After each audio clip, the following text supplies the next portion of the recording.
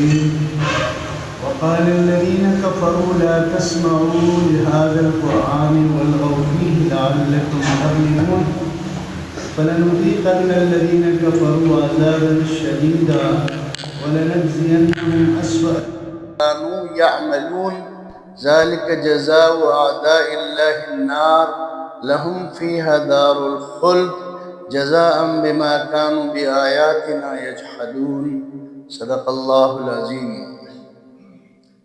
آیت نمبر 26 سے آیت نمبر 28 تک۔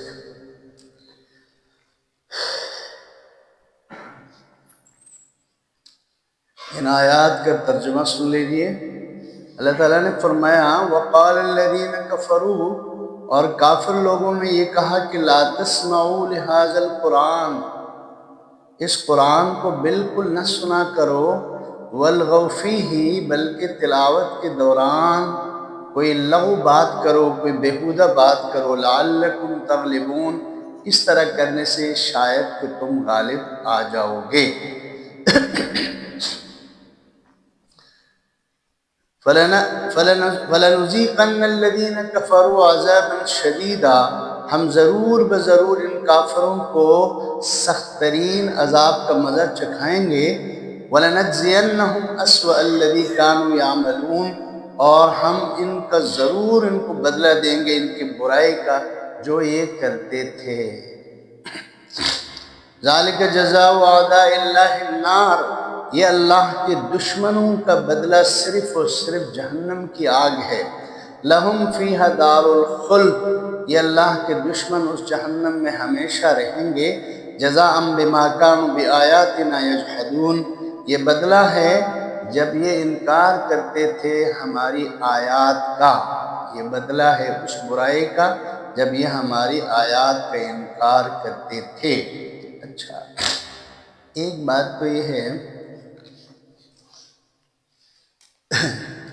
مشرکین مکہ حضور اقدس صلی اللہ علیہ وسلم کی دعوت کو، آپ کے پیغام کو دبانے کے لیے ہر حربہ استعمال کرتے تھے، مختلف طریقے استعمال کرتے تھے کہ کسی طریقے سے یہ باز آ جائے، کسی طریقے سے کام چھوڑ دیں۔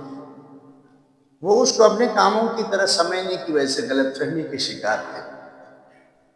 حالانکہ آپ صلی اللہ علیہ وسلم کو انہوں نے بڑے آفر کیے، اور حضور صلی اللہ علیہ وسلم نے ان کی بڑی بڑی آفر ٹھکرا دیا اور ان کے سامنے بتا دیا کہ بھئی تم دنیا کی ساری طاقت، ساری دولت، سارا حسن و جمال میرے پاس جمع کراؤ، میں اللہ کے پیغام کو چھوڑنے والا نہیں ہوں۔ اس کے باوجود جو نہ بھئی وہ نہیں سمجھے اور مختلف حیلے بہانوں سے، مختلف طریقے سے اسلامی دعوت کو، حضور صلی اللہ علیہ وسلم کے پیغام کو، قرآن کے پیغام کو دبانے کی کوشش کی۔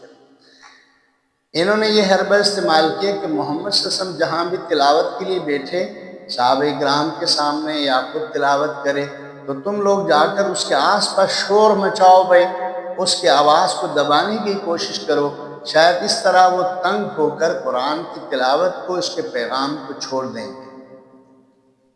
تو اللہ تعالیٰ نے جب یہ آیتیں جو ان کی ان حرکات کی وجہ سے، اللہ تعالیٰ نے 13ویں پارے میں آپ پڑھ چکے ہیں، اللہ تعالیٰ نے یہ حکم دیا کہ جب قرآن پڑھا جائے تو توجہ سے سننا ضروری ہے اور خاموش رہنا بھی ضروری ہے۔ یاد رکھو یہ دو ایسے احکام ہیں، خاموش رہنا بھی ضروری ہے، توجہ سے سننا بھی ضروری ہے۔ ایک بندہ خاموش تو ہے لیکن موبائل کے ساتھ کھیل رہا ہے، یہ ٹوٹلی بہت بڑے کبیرہ گناہ کا شکار ہو جاتا ہے۔ تلاوت کی آواز جہاں کانوں پر پڑے، مسلمان کو اللہ نے یہ حکم دیا کہ بھئی اب صرف تلاوت کو سنیں۔ اچھا جی، تلاوت کی آواز کے بعد کوئی ذکر و اذکار جاری نہیں، یہاں تک کہ تلاوت کے دوران آپ درود شریف بھی نہیں پڑھ سکتے، تلاوت کے دوران لا الہ الا اللہ بھی نہیں پڑھ سکتے، اس کا سننا فرض عین ہو جاتا ہے۔ تلاوت ہو جائے تو اس کو سننا فرض عین ہو جاتا ہے۔ اس لیے ان مولویوں کو نہیں پتہ، جو اسپیکر اوپر والے اسپیکر میں تلاوت کر شروع کرتے ہیں، پورے محلے میں جو نا لوگ اپنے کاموں میں مشغول ہیں اور اس کو سننے والا کوئی نہیں ہوتا۔ یاد رکھو یہ پورے محلے کو گنہگار کرتے ہیں، خود بھی گنہگار ہو جاتے ہیں اور محلے کے لیے بھی نقصان دہ ہے۔ تلاوت کریں اور اس کو سننے کا حق ادا کریں، اور تلاوت کو سننے اور اس کو توجہ سے سننا ضروری ہے۔ اذا قرئ القرآن فاستمعوا له، توجہ سے سنا کرو، وَأَنصِتُوا، خاموش رہا کرو، لَعَلَّكُمْ تُرْحَمُونَ، تاکہ تم پر اللہ کی رحمت نازل ہو جائے۔ اللہ کی رحمت نازل ہوتی ہے اس وقت جب مسلمان توجہ سے قرآن کو سنتے ہیں اور خاموش رہتے ہیں۔ قرآن کی تلاوت کے دوران کسی بھی صورت میں شور شرابہ، کسی بھی صورت میں آواز، کسی بھی صورت میں اس کو ڈسٹرب کرنے والی کوئی بھی کام ہو تو یہ اللہ کے ہاں ناجائز ہے۔ آپ نے دیکھا اللہ تعالیٰ نے ان مشرکین کو یہ بتایا کہ بھئی ٹھیک ہے، تم یہ تو میرے نبی کے ساتھ تم لوگوں نے یہ سلوک کرتے ہو، اس کی تلاوت کے دوران شور مچاتے ہو، غل کرتے ہو، اس کی تلاوت کے دوران جو نا بھئی اس کے پیغام سنانے کے دوران تو نبی کو تنگ کرتے ہو، تو اس کی جو نا سزا میں ضرور دوں گا، عذاباً شدیدہ، سخت ترین سزا میں تمہیں دوں گا یہ تمہارے برائی کا جو تم کرتے ہو۔ اور پھر اللہ تعالیٰ نے ان لوگوں کو خصوصی طور پر کہ اعداء اللہ، یہ لوگ جو قرآن کی تلاوت کے دوران بیہودہ کام کرتے ہیں، لغو باتیں کرتے ہیں، اس کو ڈسٹرب کرتے ہیں تلاوت کرنے والے کو اور قرآن کے پیغام سنانے والے کو، یہ سارے اللہ کے دشمن ہیں، اور اللہ کے دشمنوں کی سزا جہنم ہی ہے، دار الخلد، یہ ان کا ہمیشہ رہنے کا گھر ہے، یہ اس میں ہمیشہ رہیں گے، کیونکہ یہ آیات کا انکار بھی کرتے تھے اور ساتھ ساتھ آیات کی تلاوت کے دوران شور شرابہ بھی کرتے تھے۔ اس لیے یہ تو کافر لوگ تھے۔ مسلمانوں کو اللہ تعالیٰ نے خصوصی حکم دیا ہے کہ جب بھی تلاوت ہو تو سارے کام بند کر کے اس تلاوت کو سنیں، اجر بڑا ہے۔ تلاوت کرنا سنت ہے، تلاوت کو سننا یہ فرض عین ہے۔ تلاوت کرنے والے کو جو اجر ملتا ہے اس سے زیادہ سننے والے کو ملتا ہے، وہ سنتا بھی ہے، توجہ سے سنتا ہے، اس کے لیے دو احکامات ہیں۔ اس لیے قرآن مجید اللہ کا کلام ہے، اللہ اپنے کلام کے لیے آداب کا ذکر قرآن میں کر چکے ہیں، لہٰذا ہم سب کو جب بھی کہیں تلاوت ملے تلاوت کو سنیں اور توجہ سے سنیں۔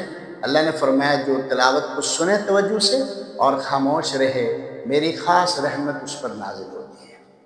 اللہ تعالی ہمیں ان کی سمجھ عطا فرمائے، آمین یا رب العالمین۔ سبحانک اللہم وبحمدک نشہد ان لا الہ الا انت نستغفرک ونتوب الیک۔ اللہم اعنا علی ذکرک وشکرک وعلی تلاوت القرآن وعلی حسن عبادتک۔